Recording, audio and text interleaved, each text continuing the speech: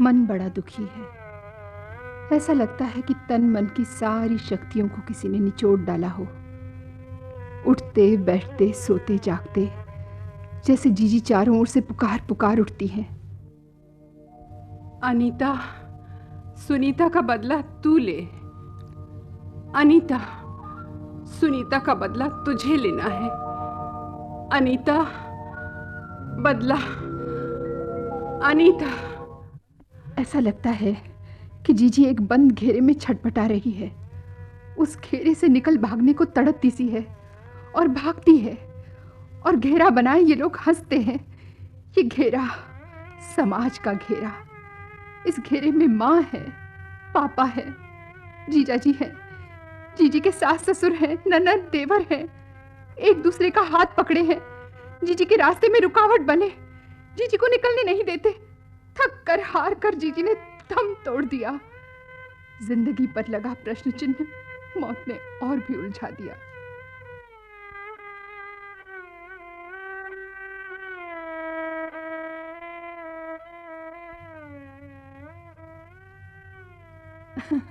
और अब माँ पापा कहते हैं कि सुनीता के ससुराल वालों ने उसकी हत्या कर दी है। और वे लोग कहते हैं कि उसने आत्महत्या की है। पता नहीं क्या क्या लांछन वे लोग जीजी के चरित्र पर लगा रहे हैं। और जीजी, उनकी आत्मा अब भी तड़प रही है। रोज मेरे सपने में आती है, रोज हंस हंस कर बातें करती है, फिर रोते रोते चली जाती है।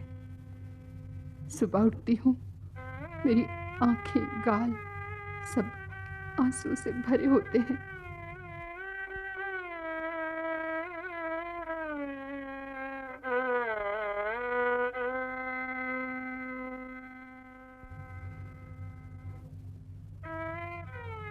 पापा सुबह से वकील के यहाँ गए हैं। लौटते हुए वे टैक्सी लेकर आएंगे, फिर कोर्ट जाएंगे। पिछले कई महीनों से माँ पापा कोर्ट के चक्कर लगा रहे हैं। कहते हैं कि सुनीता के ससुराल वालों को फांसी दिलवा कर रहेंगे। जो भी आता है माँ उसके सामने रो रो कर सुनीता के किस्से सुनाती हैं। लकीर पीट रहे हैं सब। कैसे कहा था माँ ने उस दिन जब जीजी की शादी ठहरी ठहरी थी।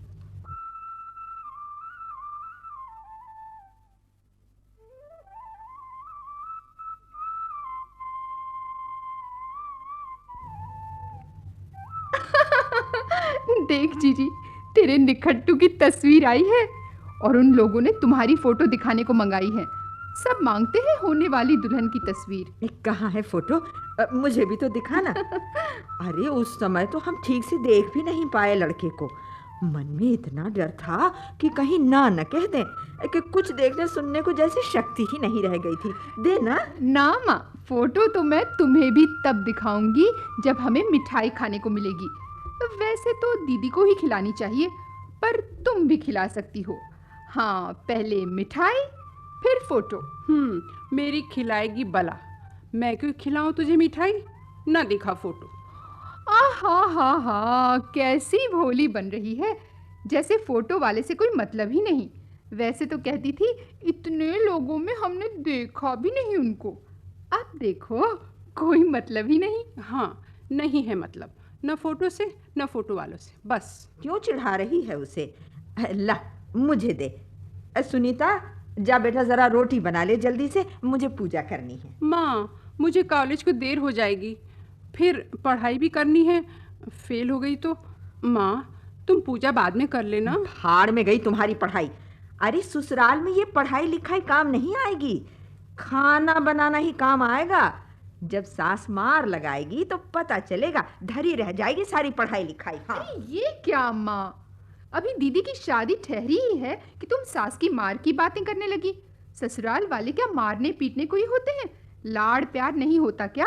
अरे लली, इस फेर में न रहना कि वहां कोई लाड़ प्यार करने वाला मिलेगा। ससुराल तो जेल होती है बहना, जेल। ये उड़न बछड़ी सा फुदकने को नहीं मिलेगा। ये सारी पढ़ाई लिखाई होगी या तो चूल्हे में या फिर बच्चों के गंदे पोतड़ों में। अरे अच्छा जीजी, अगर तेरी सास ने मार लगाई तो, और अगर ससुराल तुझे जेल लगी तो? तो तू क्या करेगी? क्यों बकवास कर रही है? मुझे पढ़ने दे।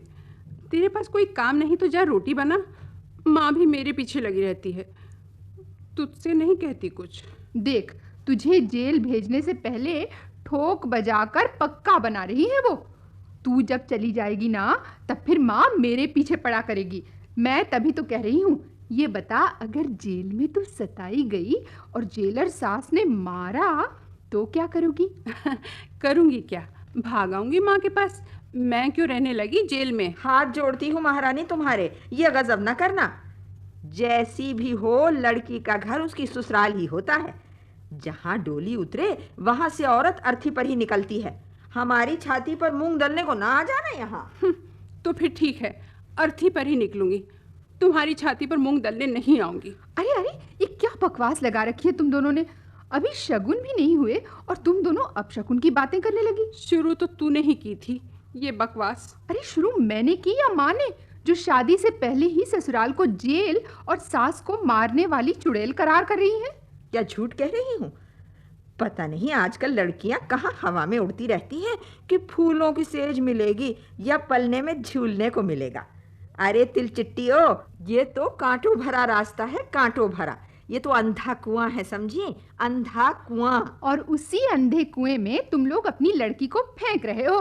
तभी तो तुझे सब अनीता न कहकर अनीति कहते हैं। हर समय बेसिर पैर की बातें करके दिमाग चाटती रहती है। जब तक ऊंट पहाड़ तले नहीं आता तभी तक बिलबिलाता है। शादी होएगी ना, तब पता चलेगा। सुन लो माँ, मैं तो इस अंधे कुएं में कूदने से रही। वाह वाह, तुम्हारी ये बेसिर पैर की बातें मेरी समझ में नहीं आती। शादी के नाम से लड़कियों को डराती भी हो, फिर भी शादी करने को कहती हो।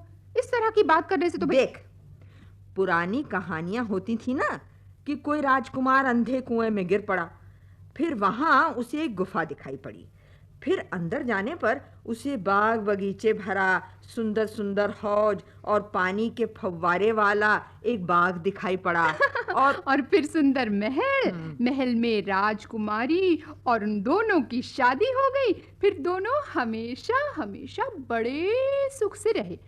पर ये सब क्यों कह रही हो आप? बीए में पढ़ रही है तू, पर दिमाग में तेरे भूसा भरा है, भूसा। अनीति है ना, नीति वचन कैसे समझ आएंगे? पगली, राजकुमार अंधे कुएं में गिरा, वहां महल और राजकुमारी मिले, उसके दिन हमेशा हमेशा सुख के कटे। पर कोई दूसरा अंधा कुआं ऐसा भी हो सकता है। हाँ, जहाँ तीतर बटेर अपने पंख तोलकर एक दूसरे पर वार कर रहे हों और पैनी चौंच से एक दूसरे का मांस नोच रहे हो। हाँ, यह भूत चुड़ैल हर समय डराने को हू हू करते हो, या शेर भालू तुम्हारे शरीर के चिथड़े उड़ा देने की घात में हो। हाँ बता जीजी, ये तो बता, शेर कौन है, जीजा जी या तुम्हारी सास? बस कर अनीता, बस कर।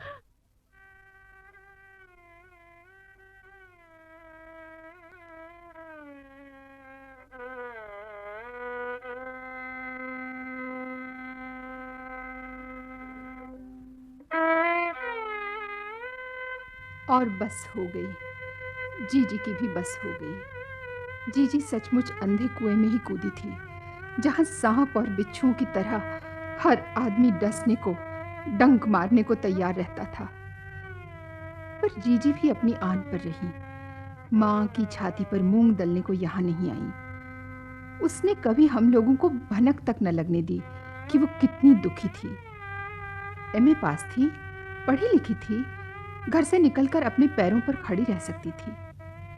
पर हाँ, हमें कभी नहीं पता चलता यदि अचानक एक दिन मैं उसके घर न धमक जाती।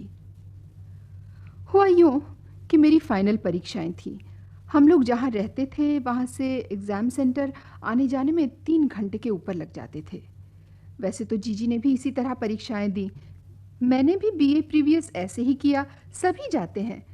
पर अब की ये सोचा कि जीजी की ससुराल एग्जामिनेशन सेंटर के करीब है, तो कुछ दिन जीजी को तथा उनके ससुराल वालों को ऑब्लाइज कर लूं।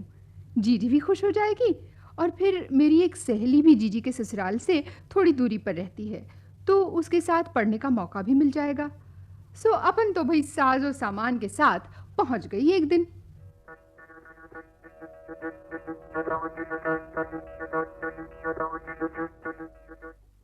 हाय जीजी। अनीता, तू कैसे आ गई? तेरे तो एग्जाम हो रहे होंगे। फिर? हाँ, एग्जाम ही तो है। मैंने सोचा तुम्हारे घर रहकर 10-15 मिनट में कॉलेज पहुंचा जा सकता है, तो क्यों हम 3.5 घंटे बर्बाद करें। फिर भाई तुम तो हमें देखकर ऐसे घबराई हो जैसे सांप सूंघ गया हो। हम तो समझे थे कि तुम हमें देखकर। तो क्या तेरे आने पर बैंड बाजे बजाए जाएं? अरे बहू, कौन आया है? अरे वही चिपक गई। ये दाल चावल कौन पीसेगा, तेरा बाप? ओ, तो ये हैं अनीता रानी। नमस्ते अम्मा जी। नमस्ते। इन्हीं के आने के बैंड बाजे बजाए जा रहे हैं। अरे भाई, हम तो एक ही को बैंड बाजे के साथ लाने में पस्त हुए जा रहे हैं, अब दूसरी के लिए हिम्मत नहीं है। अम्मा जी, आप तो एक ही के बैंड बाजे बजा लीजिए, काफी है। दूसरी के लिए अगर सोचा भी तो आपके बैंड बाजे बज जाएंगे। ये लड़की क्या बोल गई एकदम जल्दी से? कुछ नहीं अम्मा जी, मैं दाल चावल पीसे देती हूँ, आप जब तक मंदिर हो आए। हाँ, आज तो मेरे मंदिर जाने की बड़ी फिक्र है। पहले तो कभी कहा नहीं ऐसे। क्यों ना हो, आज बहन जी जो आई हैं उससे गुटरगू करने को मिलेगा, खूब सास ननद की बुराई करने को मिलेगी। खसम तो बाहर गया है टूर पर, उसके भी खूब गुण गा लेना अपनी बहन जी से। ये बहन जी भी भली हाथ झुलाती चली आई है बाप का घर समझकर। फूहड़ माँ से इतना भी ना हुआ कि बिटिया के घर कुछ भेज दें। ऐसे कंजूसों से पाला पड़ा है कि क्या कहें। कभी कुछ भेजेंगे भी तो ऐसे चिड़िया चिरौंटों का चुग्गा भेज रहे हूँ। मर भूखे हैं सब, कभी खाया पिया हो तो जाने। अम्मा जी, माँ ने ये मिठाई भेजी है, आपके लिए साड़ी भी भेजी है। साड़ी मेरे लिए भेजी है या अपनी बिटिया रानी के लिए? या जीजी को अपनी चुपके से पकड़ा दी साड़ी? नहीं, जीजी के लिए नहीं भेजी है। कहती थी कि उनको मैं साथ ले जाऊं तभी देंगी वो साड़ी उनको। आए हाय, अगर अपनी बिटिया को 2 साड़ी दे देंगी तो क्या उनकी बधिया बैठ जाएगी? हे भगवान, ये उनसे किसने कह दिया कि उनके हुक्म पर हम उनकी बिटिया को भेज ही देंगे? वाह रे वाह, क्या बात है, जैसे हम उनकी गुलामी में पड़े हुए हैं। अरे बहू, जरा जल्दी हाथ चलाओ, अपनी बहन रानी के सामने ज्यादा नजाकत मत दिखाओ। हाँ। अरे जीजी, तुम इतने सारे दाल चावल इस रगड़े पर पिसोगी? बाप रे, तुम्हारे इन हाथों में दम भी है। तू काहे को आई है यहाँ? तू ही बड़ी नाजुक है जो 3 घंटे आने जाने में नहीं लगा सकती।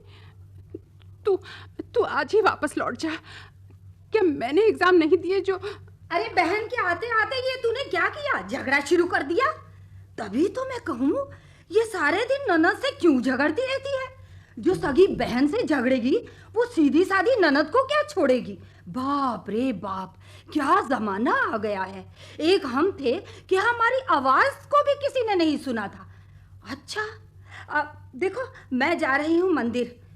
हेमा आती होगी, उसके लिए नाश्ता तैयार रखना। हाँ, मठरी बना लेना। तुम्हारी बहन जी भी तो आई हुई हैं, इनकी भी तो खातिर करनी है।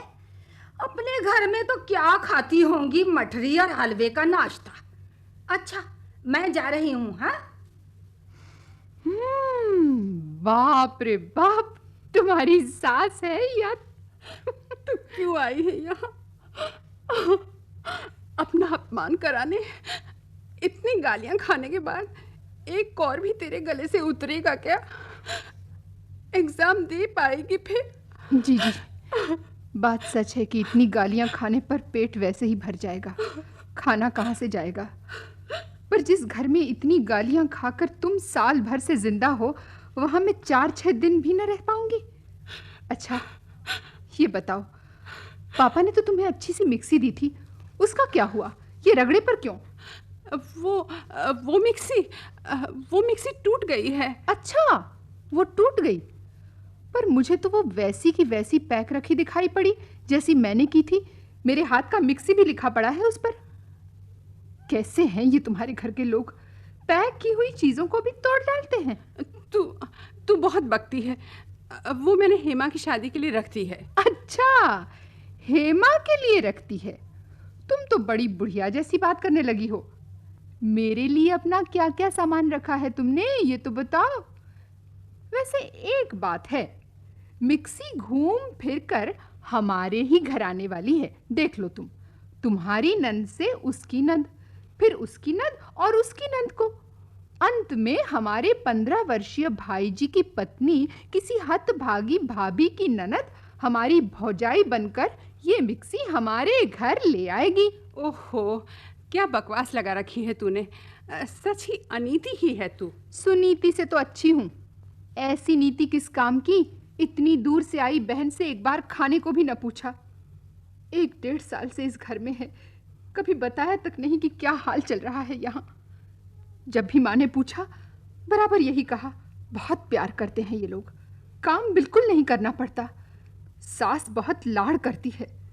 वाह रे वाह, सास के लाड़ का नमूना देखकर ही हम तो तृप्त हो गए। बताने से फायदा, क्या कर लेता कोई। कर क्यों नहीं लेता, देख लेंगे हम इन लोगों को। जीजी, ये तो बताओ हमारे जीजा जी का क्या हाल है। उनका लाड़ प्यार भी क्या अपनी अम्मा की तरह है? तुझे मतलब किसकी तरह है, कैसा है? जब मुझे कोई शिकायत नहीं तो तू क्यों बौरा रही है? जिनको शिकायत नहीं होती उनका चेहरा फूल की तरह खिला रहता है। उनके चेहरे पर ये 3:30 नहीं बजे रहते हमेशा, समझी? तो तू क्यों आई है? सुनो जीजी, मैं बेवकूफ नहीं हूँ। जिसका पति प्यार देता है वो ससुराल वाले के सैकड़ों ताने गालियां सुनकर भी प्रसन्न रहती है। जिसकी जड़ प्यार व स्नेह के जल से सींची गई हो वो लता ऊपरी प्रहारों से असमय सूखती नहीं जीजी।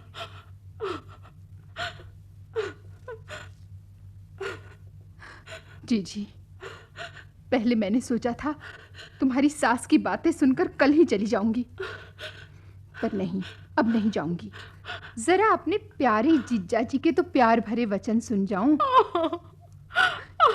जीजी, अनीता, जीजी मत रो जीजी। अनीता।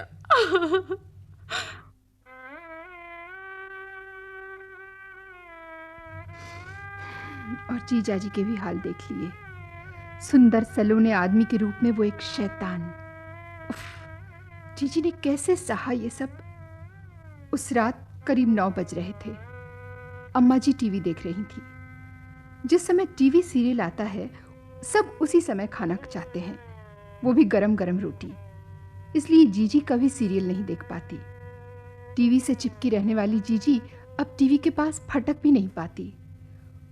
और वो कलर टीवी जो पापा ने दिया था केवल जीजी ही नहीं देख सकती।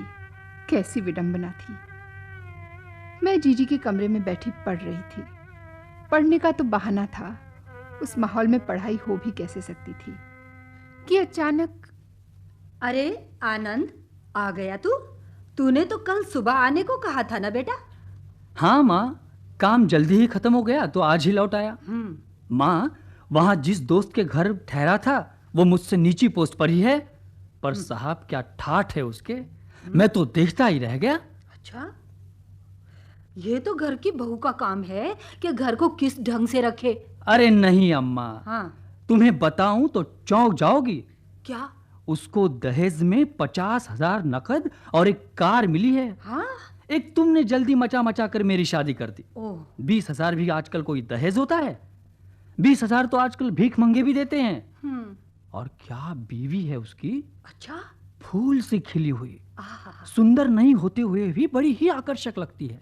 नमस्ते जीजा जी। अरे तुम अनीता, तुम कब आई? 4-5 दिन से हैं भाई। परीक्षा है ना, अपने घर से आने जाने में तकलीफ होती है ना, सो यहाँ आ गई है रहने को। नाजुक तो दोनों बहनें ही हैं। यहाँ पढ़ाई के नाम पर सहेली के साथ जरा मौज मेले होते हैं ना। सहेली है या सहेला? अब ये जाने या भगवान जाने, हम तो इनके साथ साथ भाई घूमते नहीं हैं। चलो भाई, हम घूम लेते हैं इनके साथ, देख लेते हैं कि सहेली है या सहेला। आप तो ऐसा करिए कि थोड़े दिन हेमा के साथ घूम लीजिए, कि सहेला के घर जाती है या सहेली के घर पता चल जाए। रात के 9:30 बज गए हैं, वो अभी लौटी नहीं है। अनीता चुप रहो। इस तरह की बदतमीजी की बात तुम कर कैसे सकती हो? तुम्हारी इतनी माफ करना जीजी, गलती हो गई। इस तरह की बदतमीजी की बात ये लोग ही कर सकते हैं, इनका हक है, मुझे नहीं करनी चाहिए। देखी देखी इस छोकरी की बातें। अरे ये दोनों बहनें बड़ी चंट हैं। अम्मा जी, अब इतना और कह दूं कि मैं तो चंट हूँ सच में ही, पर जीजी यदि चंट होती तो यूं हर समय सहमी सहमी डरी डरी न रहती। फूल सा खिला उनका चेहरा असमय यूं मुरझा न जाता। जीजा जी, आप दूसरे की बीवी के आकर्षण की बात कर रहे हैं। कभी सोचा आपने कि आपकी पत्नी इतनी सुंदर होते हुए भी आकर्षक क्यों नहीं लगती? अनीता, तुम यहाँ एग्जाम देने आई हो या उपदेश देने? अरे ऐसी ही लड़कियों के लिए तो कहा गया है। अरे बबुल, मैंने 2 कुल तारे, सास ससुर मैंने जूतों मारे, जेठ देवर की चुटिया उखाड़ी, ननद जेठनी क्या कहूँ बेचारी, एक रहा मेरे मन अरमान, खसम निगोड़े के कोटे न कान। हम तो सोचे बैठे थे कि ये लड़की अगर मन की भी सुंदर हो तो अपने भुवन के लिए सोचे। अरे रहने दो अम्मा, अपने भुवन के हम बढ़िया मैच देखेंगे जहाँ से 1 लाख नकद हो, 2 कारें मिले, एक जीजा जी, आप जैसों के घर तो कोई मुझे बिना दहेज के भी लेना चाहे ना तो भी अनीता मैं... चुप कर। तू मुझे जीने भी देगी या नहीं? अरे बाहरी जीजी, ये भी नहीं जानती कि कौन सा सवाल किससे पूछा जाता है।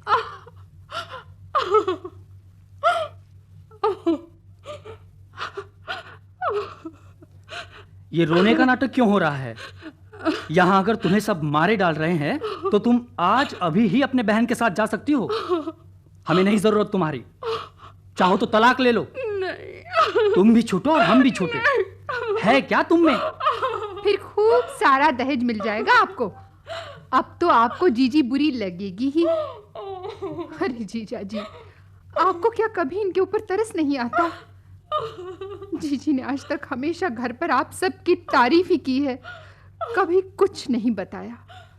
अभी भी जब मैं आंखों से देख रही हूँ कह रही हूँ, कानों से सुनकर नहीं। आपके कमरे में शराब की बोतलें, रात में सोते सोते जीजी का करा उठना, पीठ पर धीरे से भी हाथ पड़ गया तो जीजी तकलीफ से पिलपिला उठती हैं। लगता है काफी मार पड़ती रही है उनको। अम्मा जी, एक बार तो सोचिए कि यदि हेमा के साथ भी ऐसा हुआ तो। खबरदार जो मेरी हेमा के साथ किसी की बराबरी की तो। नहीं अम्मा जी, सुनीता और हेमा की कोई बराबरी नहीं। मैं तो ये कह रही हूँ कि इस तरह का व्यवहार अगर आपकी हेमा के साथ हो तो। अरे हम अपनी बेटी को ऐसा बढ़िया दहेज देंगे कि दुनिया देखेगी, दुनिया। बस आप सब दुनिया को दहेज के चश्मे से ही देखना चाहते हैं। आपसे कुछ भी कहना व्यर्थ है।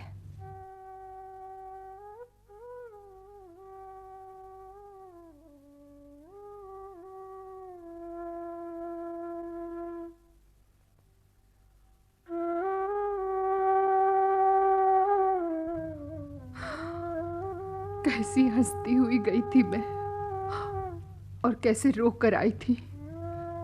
जीजी ने अपनी कसम दिलाई थी और बोली थी, अनीता, तुझे मेरी कसम, अगर माँ पापा से कुछ भी कहा तो मेरा मरा मुँह देखे। और मैंने कहा था, तो तुम क्या सोच रही हो मैं तुम्हारा जिंदा मुंह देख रही हूँ जीजी? ये वो सुनीता तो नहीं जो खिली खिली घर से गई थी, ये तो उसकी। हाँ अनीता, सुनीता की लाश ही रह गई है। जीजी के घर से लौटकर जीजी की कसम को तोड़कर मैंने माँ पापा को सब बताया था। काफी देर तक वे लोग सिर पकड़े सन्न बैठे रहे थे। फिर 2-4 दिन बाद पापा जीजाजी से उनके ऑफिस में मिलने गए थे। काफी देर तक बातें की। माँ भी एक दिन पापा के साथ जीजी के घर गई और फिर दोनों हंसते हुए वापस आ गए थे। हंसती हुई माँ बोली थी, अरे पागल है तू तो। अरे ऐसे छोटे मोटे झगड़े तो हर घर में होते हैं। मेरी सास तो रात रात भर डांटती थी, न खुद सोती न मुझे सोने देती। तू तो बिल्कुल पागल है री। ये तो ससुराल है, यहाँ ससुराल में तो माँ बाप को गालियां मिलती ही हैं। मेरे लाख कहने पर, रोने पर भी दोनों ने कुछ न माना और जीजी को वहां से नहीं लाए। और उसके बाद जीजी की लाश ही घर में आई। उनका मरा मुंह ही देखा था मैंने और बार बार उनकी आखिरी बात याद आती रही। खबर मिलने पर पापा ने पुलिस को खबर की और अपनी लाडली बेटी को उठा लाए।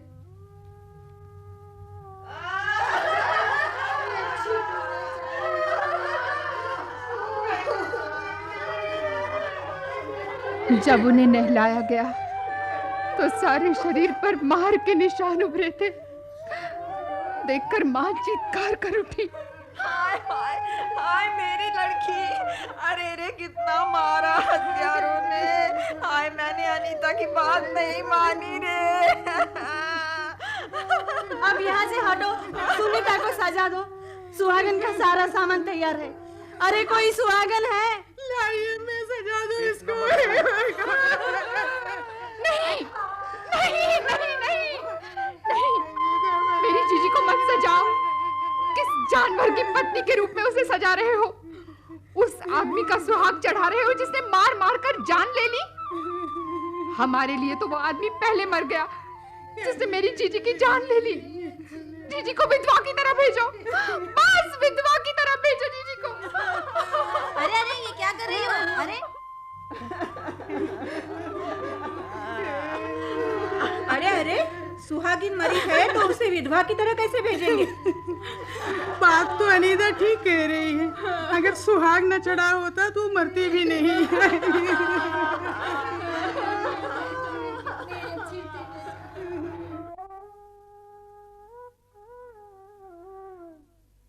पर मेरी किसी ने एक न सुनी। जीजी को खूब सजा धजा कर ले गए। इतनी प्यारी तो वो शादी के समय भी न लगी थी। जब तक माँ पापा या अकेले पापा कोर्ट जाते हैं, उन लोगों को फांसी दिलाने के इरादे पस्त होते जा रहे हैं। सुनते हैं लाखों रुपए उन लोगों ने पुलिस, डॉक्टर व गवाहों को खिला दिए हैं। क्या फर्क पड़ता है? दीदी तो अब कभी वापस नहीं आ सकती।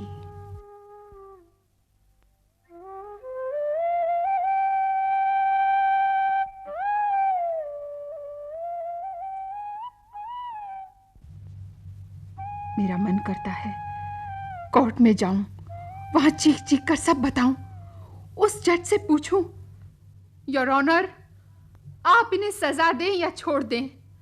सवाल ये नहीं कि जीजी की हत्या हुई या उन्होंने आत्महत्या की। सवाल ये है कि ऐसा क्यों होता है? क्यों एक हंसती खिलखिलाती खिलती कली असमय मुरझाने पर मजबूर हो गई? लड़कियों पर, बहुओं पर ये अत्याचार कब तक होंगे? समाज केवल पुरुषों का ही क्यों साथ देता है? अगर नारी को थोड़ा सिर उठाना सिखा दिया है तो पुरुष को थोड़ा सिर झुकाना भी क्यों नहीं सिखा दिया? पुरुष होने का दम कब समाप्त होगा? इतना दंभ कि एक मां को भी अपनी बेटी के मुकाबले क्रूर दामाद ज्यादा कीमती लगा।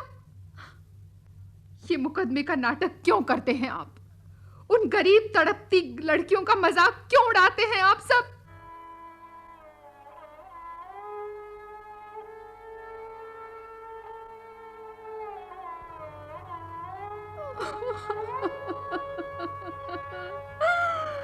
मेरी प्यारी जीजी की जिंदगी में मौत की रुकावट बनकर खड़े हो गए सब के सब।